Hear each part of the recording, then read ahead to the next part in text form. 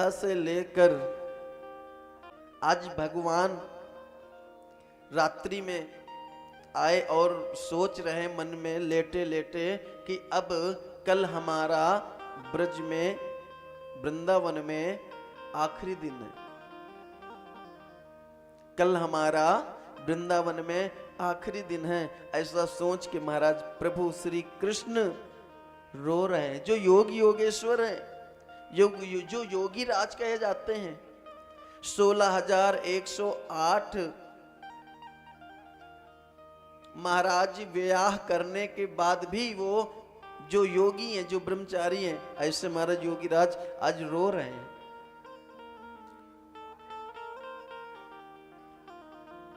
इधर नारद जी कंस के पास आए और उन्होंने कहा कि जब 8वां गर्भ काल जो है तुम्हारा जन्म ले लिया है और तुमको पता भी है कि कृष्ण है वो नंद का लाला है, तो उसको मार क्यों नहीं देते? कंस ने कहा मैंने बहुत प्रयास किया, हमने सारे सैनिकों को भेजा, एक से बढ़कर एक भेजे, परंतु कन्हैया सबको मार देता है। तो नारद ने कहा एक काम करो, तुम ही उनको बुला लो और यहां आवे तो धोखे से मार देना। कंस ने कहा पर ये काम करेगा कौन, वो आएंगे कैसे? बोले तुम धनुष यज्ञ करो और उस यज्ञ में उनको आमंत्रित करो। और अक्रूर जी है ना, वो नंद बाबा के बड़े भाई हैं, तो अक्रूर जी को भेजो, अक्रूर जी के साथ आ जाएंगे दोनों और यहां धनुष यज्ञ देखने लगेंगे, सो ही मार देना तुम उनको। अक्रूर जी को बुलाया, सारी बात समझा दी। आज इधर भगवान कृष्ण गौवे चराने जा रहे हैं, ध्यान देना।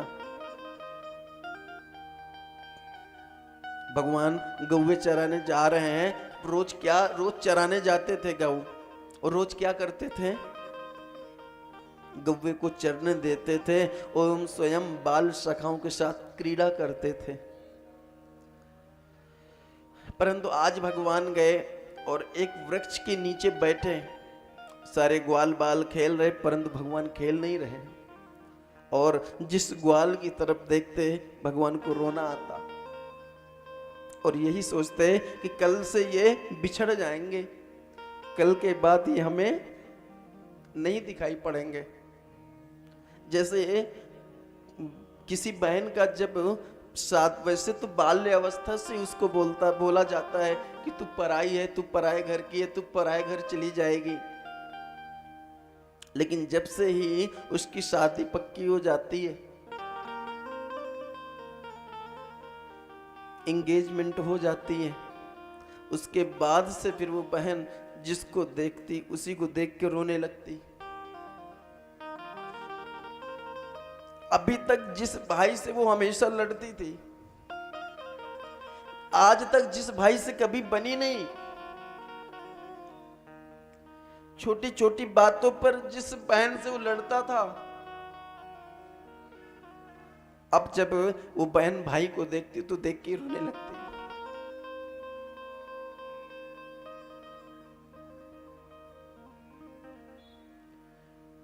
पिताजी शादियों की तैयारी करते, पिताजी भी कोने में खड़े होकर कहीं न कहीं एकांत में रोते।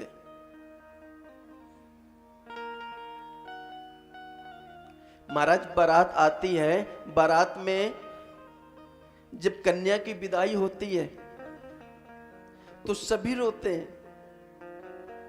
परंतु एक व्यक्ति ऐसा होता है जो जीवन में कभी नहीं रोता, जीवन में कभी रोता नहीं। एक बार बेटे की मृत्यु हो जाती है तो पिता पत्थर धर लेता है, एकांत में जाके रो लेगा, पर सबके सामने नहीं रोता है। परंतु जब बेटी की विदाई होती है ना, तो पिता फूट फूट कर रोया करता, शादियों की तैयारियां भी करता और एकांत में जाके खड़ा होकर रोता भी। जो अच्छी बेटियां होती हैं ना, संस्कारवान, जो बचपन से ही सबका ख्याल रखती, दौड़ दौड़ के चाचा का भी काम करती, ताऊ का भी काम करती, ताई का भी काम करती, सबके साथ रहती, उनके विदाई में तो महाराज पूरा गांव रोता है। अरे गांव रोवे तो रोवे, परंतु जो बाराती आते हैं वो भी देख के रोते हैं कि आज इस बाप को रुला के जा रहे, कल मेरी बेटी मुझे रुला के जाएगी। भाई जीवन में जिससे कभी एक पल भी बना नहीं, जिससे हमेशा लड़ाई करती थी, वो भाई भी पकड़ के बहन को खूब रोया करता। किसी ने कहा क्यों, तू क्यों रोता है, तू तो हमेशा उससे लड़ता था। भाई कहता मैं भले ही लड़ता था, भले गलती मेरी होती थी, परंतु आगे से क्षमा यही मांगती थी। मैं कहीं से भी घूम के आता तो आगे से खाना यही लाके देते थे, मेरे कपड़े मुझे साफ किए हुए मिलते थे।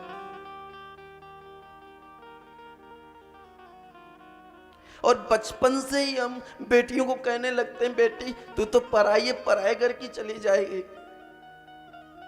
क्या बीतती होगी उन बहनों पर। ध्यान देना, एक बेटा जन्म लेता है तो घर में ही रहता है, और बेटियां जब जन्म लेती हैं, जिनको वो जानती नहीं, जिनको वो कभी जिनसे मिली नहीं, सिर्फ माता पिता के सम्मान के लिए माता पिता जहां जाते हैं वहीं पर वो चली जाती। और उससे पिता पूछते हैं बेटी तेरी और कोई इच्छा, तो उसका कहते नहीं पिता, आप जहां करोगे, जहां भेजोगे वहां मैं चली जाऊंगी। अपनी बातें वो किसी से नहीं कहती, परंतु माँ से जरूर कहती कि माँ एक बात बताओ, मेरा असली घर कौन है? ये है कि वहां है? क्यों? क्योंकि वहां अगर अभी तक मैं पिताजी से जो कहती सो मुझे पूरा हो जाता। मेरी कहने की देर होती थी, पिता को करने में देरी नहीं होती थी। भले पिताजी फटे कपड़े पहनते थे, लेकिन मेरी हर ख्वाहिशें पूरी करते थे। अब वहां अगर अच्छा पति मिल गया, अच्छे घर वाले मिल गए तो ठीक है माँ, वरना तो मुझे जीवन भर ही रोना है। तो मेरा असली घर कहाँ है? माँ बेटियां ही क्यों पराई होती हैं? मुझे माँ से गिला कि मुझे माँ से गिला मिला यही सिला कि बेटियां क्यों पराई हैं,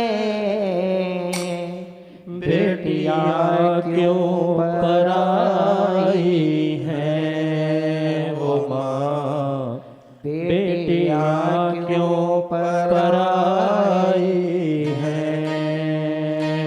मुझे माँ से मिला यही सिला, मुझे माँ से मिला यही सिला, बेटियां क्यों पराई हैं, बेटियां क्यों पराई हैं ओ माँ, बेटियां क्यों पराई हैं।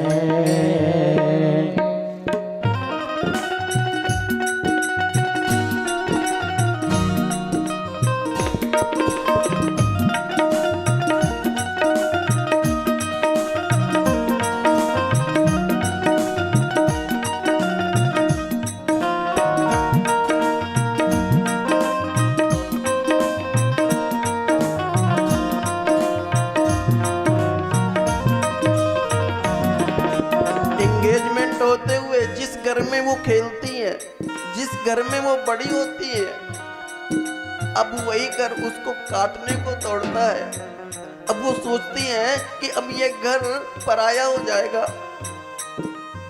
जब तक पिता है तब तक मैं हक से आया जाया करूंगी, फिर माना जाने भाइयों के दिन हो जाएगी, बुलाएगी कि नहीं बुलाएगी।